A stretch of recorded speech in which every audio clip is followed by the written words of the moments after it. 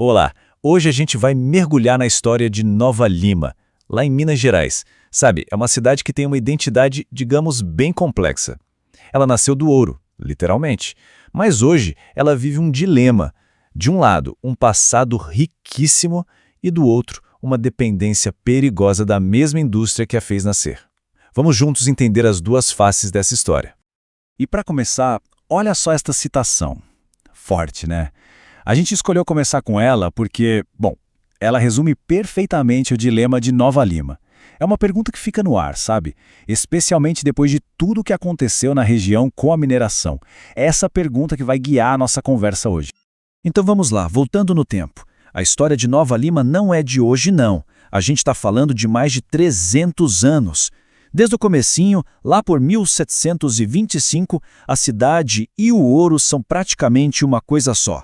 A mineração não foi só o que deu início a tudo. Ela basicamente escreveu o destino de Nova Lima por séculos. Mas seria simples demais dizer que foi só o ouro que fez Nova Lima ser o que é. Aconteceu uma virada de chave no século XIX. Chegou uma mineradora britânica e, nossa, mudou o jogo completamente. Eles deixaram uma marca inglesa, sabe? Na cultura, na arquitetura. E essa marca tá lá até hoje. É uma mistura muito doida e fascinante de Minas com Inglaterra.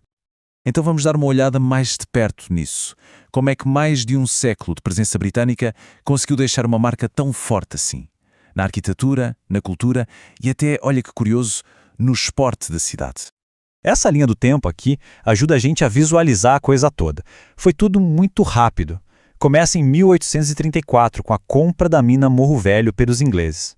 Daí para frente é uma coisa atrás da outra. Em 1890, eles constroem um aqueduto Bicame, super importante para a mina. E a cultura? Bom, a cultura veio junto, claro. Em 1908, os trabalhadores fundam Vila Nova, o time de futebol, uma paixão que veio na bagagem dos britânicos. E em 1912, até uma igreja anglicana, com material vindo direto da Inglaterra, é construída. Incrível, né? E o mais legal é que isso não ficou só no livro de história.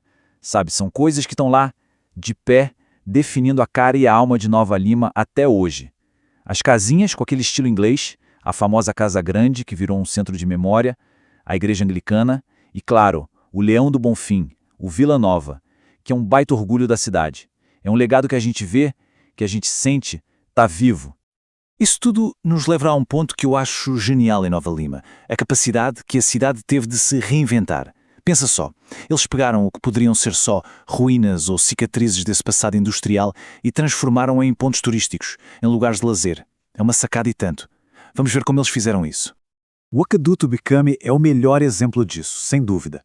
Ele nasceu para ser uma peça na engrenagem da mineração, uma coisa totalmente funcional para lavar minério e abastecer a mina. Mas hoje ele foi eleito pela própria população como símbolo oficial da cidade. É o cartão postal, sabe? Um lugar que todo mundo vai, um motivo de orgulho. Deixou de ser só uma estrutura útil para virar um ícone. E essa ideia de reaproveitar o passado não parou no Bicame, não. A cidade inteira parece ter olhado para as suas velhas estruturas de mineração e pensado: o que a gente pode fazer com isso aqui? E o resultado foram novas aventuras, novas experiências para todo mundo. Olha só que demais esses dois exemplos. Primeiro, as banquetas. Eram só canais de água para mineração, uma coisa bem industrial. Hoje, são trilhas super agradáveis para caminhar. E a Lagoa dos Ingleses? Foi construída lá em 1932 para gerar energia para a mina e hoje é um point de esportes aquáticos, tipo wakeboard, stand-up paddle, virou um dos principais lugares de lazer perto de BH. É uma transformação impressionante, né? Mas nem só de passado industrial e reinventado vive Nova Lima, né? A cidade tem também uma cultura super vibrante, cheia de natureza, sabores únicos e até tradições mais novas que estão atraindo gente de tudo quanto é canto. E falando em natureza, a localização da cidade é um absurdo. Ela guarda o Parque Estadual da Serra do Rola Moça. Para se ter uma ideia, é o terceiro maior parque em área urbana do Brasil. É um refúgio de biodiversidade, com onça parda, lobo-guará, tudo isso coladinho numa capital, numa metrópole. É um contraste incrível. E na comida, a gente vê essa história toda de novo. É como se a gastronomia contasse a história da cidade. Por exemplo, tem a queca. É basicamente um bolo de frutas, herança total dos ingleses, bem cara de Natal. E do outro lado, tem a lamparina, que é uma criação 100% mineira, uma massa folhada com coco que dizem ter sido feita para agradar o próprio Dom Pedro II. É a mistura perfeita, a herança de fora e a criatividade de dentro. Agora, pulando para o presente, Nova Lima abraçou com tudo uma nova paixão, a cerveja artesanal. A cidade virou simplesmente o segundo maior polo cervejeiro do Brasil. Tem festivais bombando, selo de qualidade. Isso mostra que a economia de lá não ficou parada no tempo, né? Tá sabendo inovar, se diversificar. Ok, mas agora a gente chega na parte complicada, no ponto crucial da nossa conversa. Porque apesar de toda essa cultura, turismo, inovação, Nova Lima ainda vive debaixo da sombra da sua indústria original, a mineração.